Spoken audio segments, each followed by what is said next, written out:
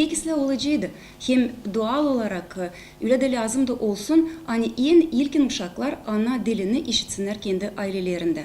Ama ne yazık ki biz görüyoruz, ondan sonra dil kasabalarda salt, ama köylerde de analar, genç babalar kendi uşaklarının ana diline öğretmiyorlar. O üzere biz düşündük, hani uşak başçalarında lazım olacak yapılsın tebile adımlar.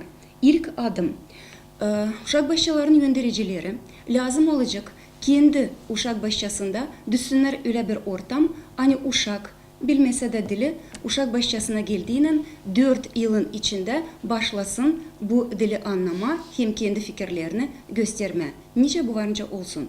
Uşak açtığında uşak başçasının kapısını lazım işitsin bir selamleşme Gagavuz dilinde. De bütün günün uzunluğunda alırız bir tarafa zanятиялар angları olur orada. Kalan vakit bütün personel angısı işler uşak başçasında lazım olacak uşaklarla laf etsin Gagavuz dilinde.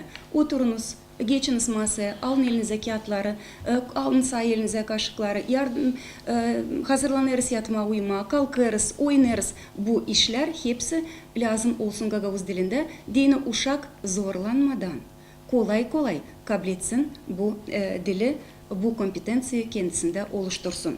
Ondan gari biz düşünüyoruz, hani uşak başçasında bir predmet, изобразительное искусство lazım Gagavuz dilinde götürülsün. Biraz genişletme, zanятияларда da Gagavuz dilin rolünü, payını.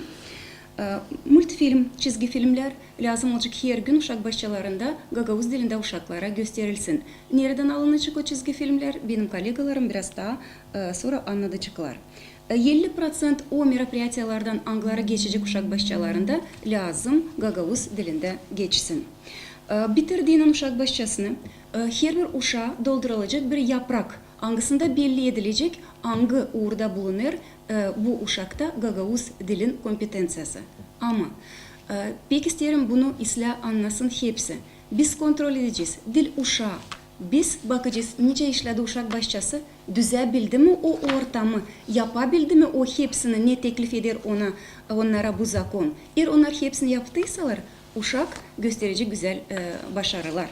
Şkolaya da olacak hazırlıklı. Предмет изобразительное искусство uşak başçalarında lazım olacak Gagavuz dilinde başlasın öğrenilme 2019-2020 öğrenmek yılından.